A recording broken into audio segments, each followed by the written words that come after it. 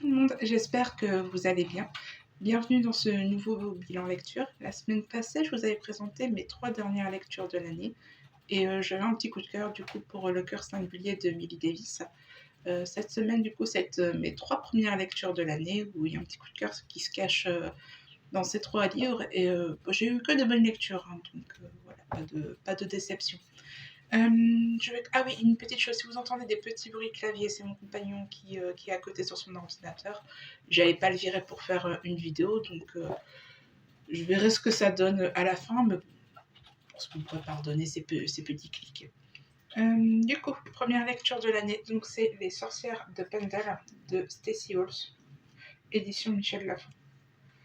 Alors déjà, la couverture, elle est super jolie. Je sais pas si on voit bien, parce qu'on a un petit peu une lumière un peu... Il fait soleil, un peu moins soleil, mais il fait beau, on va pas se plaindre. Hein, mais bon. Voilà, petite corde. Voilà, alors que raconte ce livre? Pour essayer de faire court. Donc on est dans les années 1600. On va suivre Fleetwood, qui a 17 ans, et qui est mariée, enfin on apprend très vite qu'elle est mariée depuis 3-4 ans avec un homme, et qu'elle a été enceinte 3 fois, et qu'elle a fait 3 fausses couches. Donc là, elle a sa 4e, et ça se passe pas très bien, parce qu'elle est vraiment très fragile. Elle est malade, elle perd ses cheveux, ça sent pas très bon pour que la grossesse se finisse à bien, ou qu'elle ne risque pas sa vie sur cette grossesse. De là, par un jeu du hasard, va-t-on dire, parce que c'est un peu le cas, elle va rencontrer du coup Alice Gray, je crois, oui voilà, elle va rencontrer Alice Gray, qui est, on va pas dire une sage-femme, mais une personne qui s'y connaît bien en plantes par rapport à sa mère, enfin une guérisseuse, je sais pas trop si on dit le mot. Oui, en précisant dans le résumé une jeune sage-femme. Mais bon, elle a plus des connaissances sur les plantes médicinales. Elle a beaucoup suivi sa mère qui, elle, était sage-femme et guérisseuse, entre guillemets. Voilà, donc elle a pas mal de connaissances par rapport à ça. Donc elle va demander du coup à Alice Gray de l'aider à garder son enfant en bonne santé et puis lui sauver la vie par la même occasion.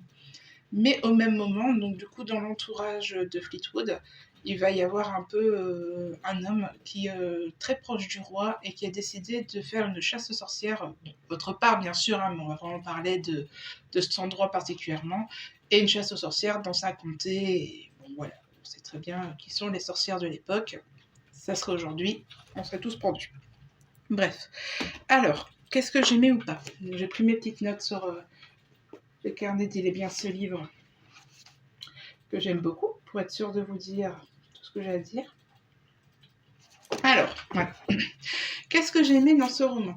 Alors déjà, j'ai beaucoup aimé l'histoire, l'écriture, un petit peu la place qu'avait la femme au sein du couple. Donc voilà, son rôle était juste, quand, bien sûr, pour les femmes haut placées, d'apporter une alliance financière, des relations, également des héritiers, hein, des enfants, ce que Fleetwood, bon, pour le moment, ne coche pas cette case. Donc de là, j'aimais aussi une certaine réalité, mais ça, je peux vraiment pas vous le dire. Donc je glisse 2-3 petits mots là-dessus, mais sans vous le dire, sinon je vous spoil. Il va se passer quelque chose dans le couple qui fera que c'est une pression supplémentaire pour Fleetwood, et forcément c'est compliqué parce qu'elle aime son mari. En tout cas, est-ce que c'est ouais, je sais pas, c'est un amour un peu particulier, je trouve, mais bon, c'est pas grave. C'est un petit peu d'époque. Qu'est-ce que j'ai aimé aussi là-dessus?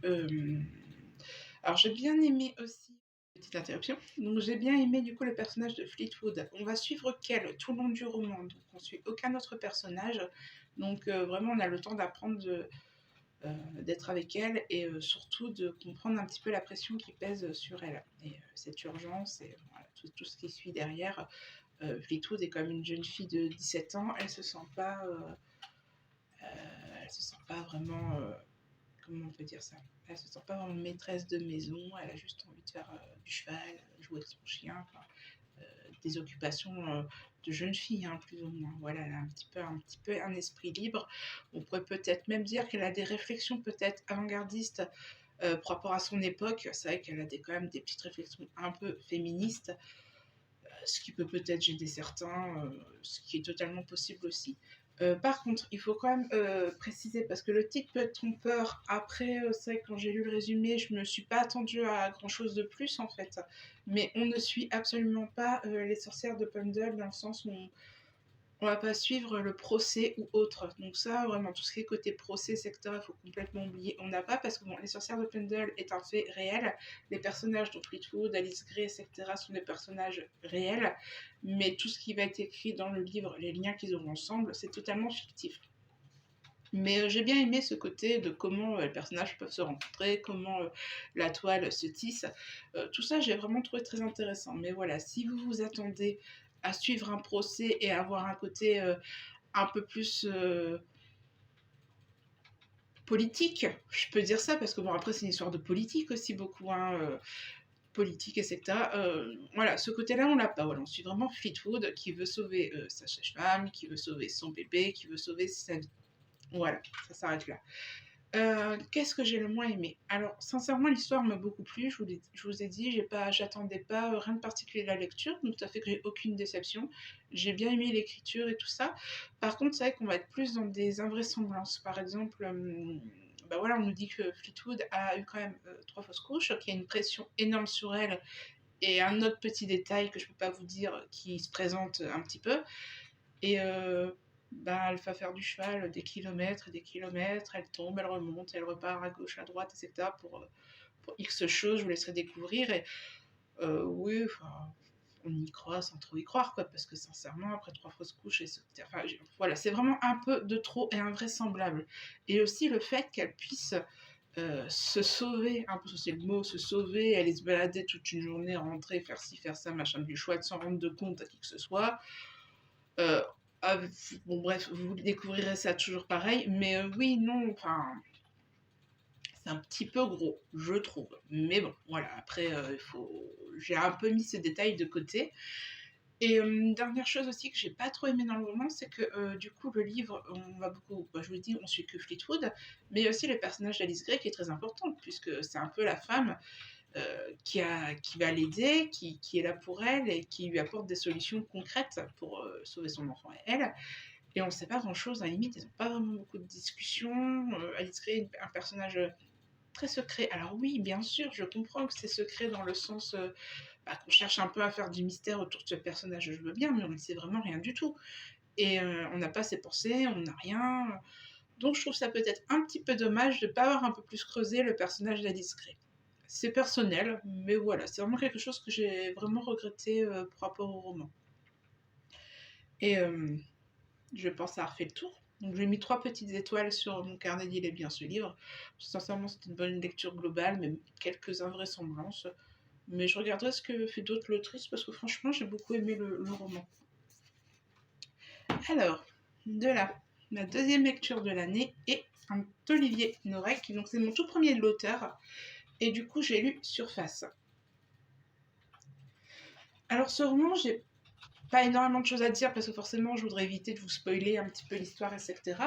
Pour vous faire un petit résumé, donc on va suivre Noémie, donc, qui est capitaine de police dans les stupes, donc à Paris.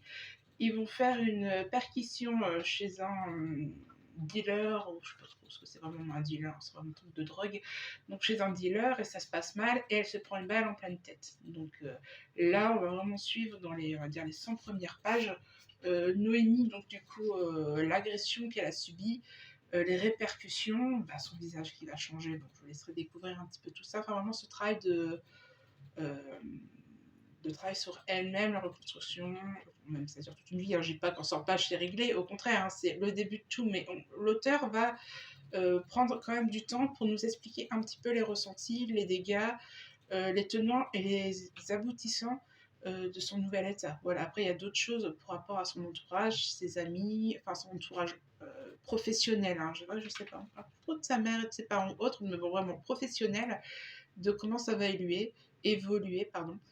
Et voilà, on va vraiment être là-dessus. Au bout de 100 pages, là, on va rentrer plus euh, dans le quoi le livre veut nous tourner, parce qu'on est quand même dans un trailer, on n'est pas dans un contemporain ou autre, ou sur la blessure d'une personne. En fait, le truc, c'est qu'elle, elle voudrait juste aller retravailler, retrouver sa vie d'avant.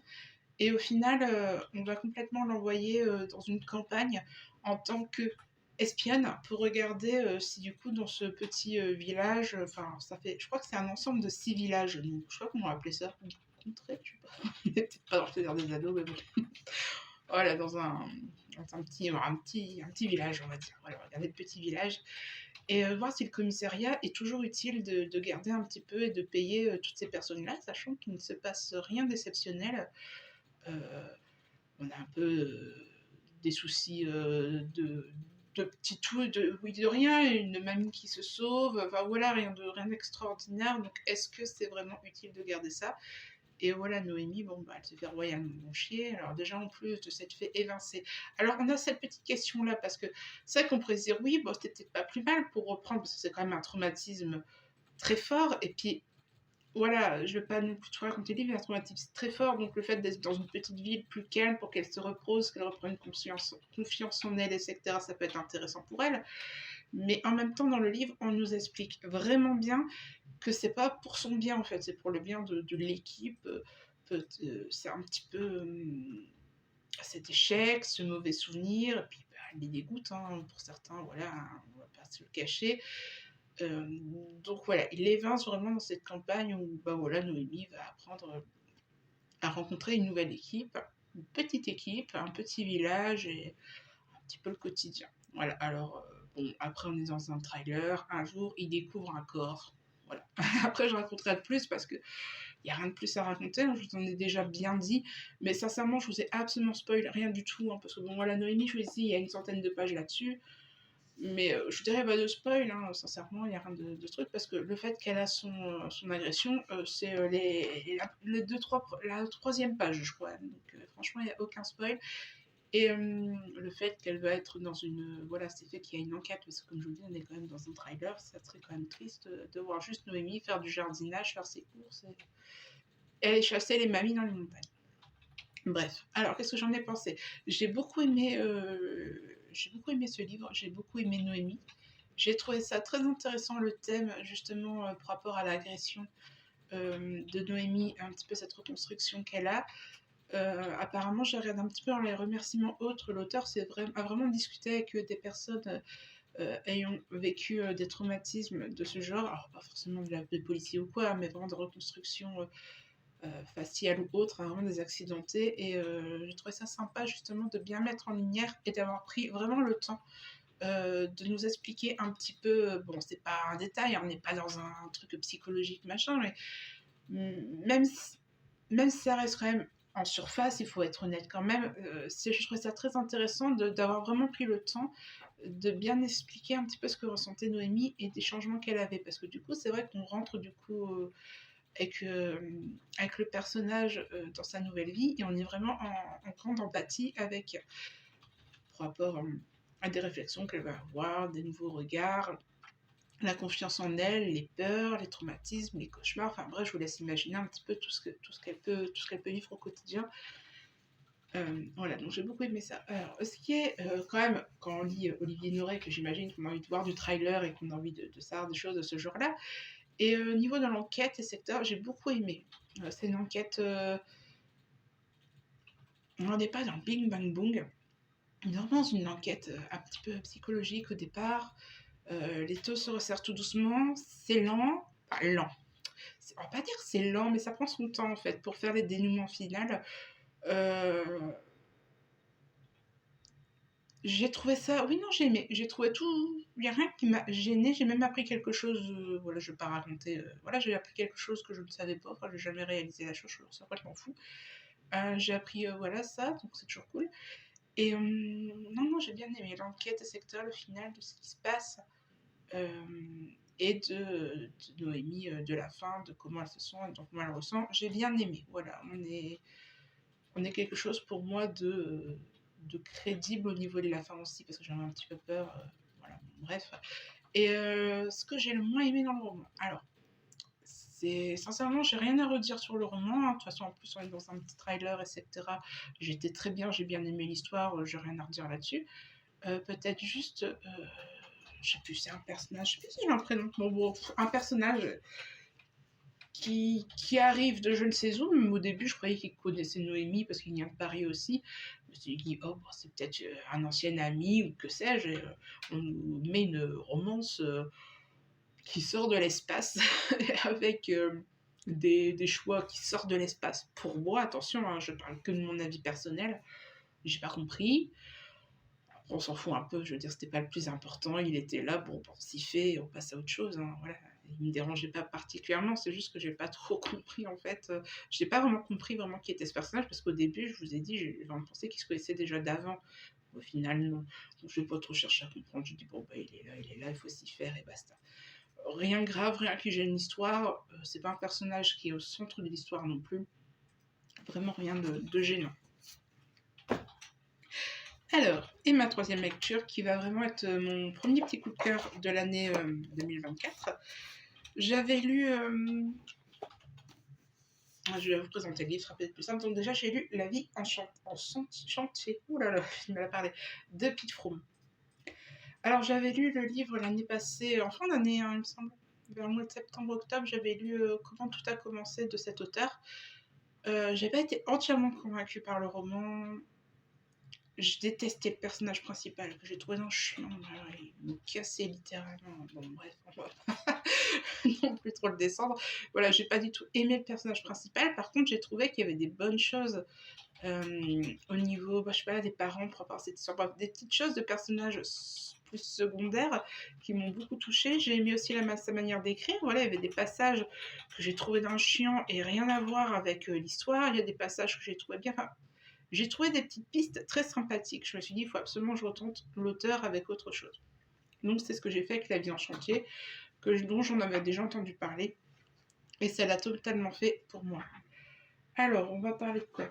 On va parler de Marnie et Taz, qui sont un couple. Ils sont heureux, ils s'aiment, etc. Ils sont un petit peu dans la classe... petite classe, on va dire, ils ont acheté une maison qu'ils doivent retaper eux-mêmes. Alors, il faut savoir que Taz est menuisier, donc il est vraiment motivé à refaire une maison pour lui et Marnie.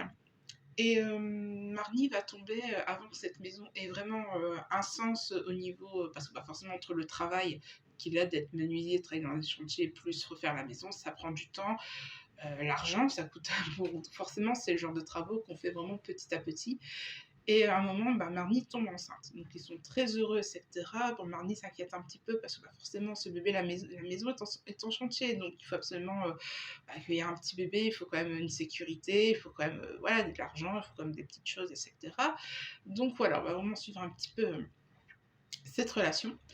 Et le jour de l'accouchement, simplement, Marnie décède en couche. Et du coup, Taz rentre tout seul avec sa petite fille. Et ça va juste raconter l'histoire d'un homme qui va essayer de se reconstruire, qui va essayer d'avoir une relation avec sa fille, qui va apprendre avec le père, qui va apprendre à continuer son boulot qui est pas facile. Alors attention, je dis pas qu'il y a des boulots faciles ou pas faciles, mais c'est vrai qu'un travail de chantier où il doit faire aussi des menuiseries en plus, qu'il doit faire en plus, forcément, comme je vous dis, il y a une maison à reconstruire, il a pas mal de choses, donc il travaille aussi de chez lui, etc. Donc il fait beaucoup d'heures, il compte pas ses heures, apprendre à être père, à continuer son travail, avoir une vie sociale, essayer de trouver un équilibre. Voilà, ce livre va vraiment raconter cette histoire. Alors, ne vous attendez absolument pas à des choses palpitantes, il n'y a rien de palpitant, on n'a pas de retournement de situation ou autre. On parle juste d'un quotidien, c'est très contemplatif. On va être dans une écriture très nature writing, donc on va beaucoup parler de la nature, on va beaucoup parler des sentiments, pas forcément des sentiments dans le sens à faire... Après, moi j'ai un peu un cœur de pierre, je pleure pas facilement dans un livre, mais on va pas... Je trouve pas qu'il était larmoyant le livre en fait, on posait vraiment les choses sans vouloir en faire de trop. Je trouve pour moi, bien sûr. On va suivre aussi forcément ce fameux Taz, mais aussi un petit peu Laurine. Alors, on ne va pas être avec elle, mais c'est un personnage qui était important, qui était là, parce que c'est quand même la maman de Marnie, la grand-mère. Donc voilà, il y a des petits personnages comme ça annexes qui vont être là, leurs amis, etc., qui un petit peu le après, quoi. Donc, et voilà, le livre aussi se présente un petit peu comme ça. Attendez, je vais vous montrer. Voilà, par exemple, vous avez à chaque chapitre, c'est genre jour 9, jour 10, jour 100, voilà.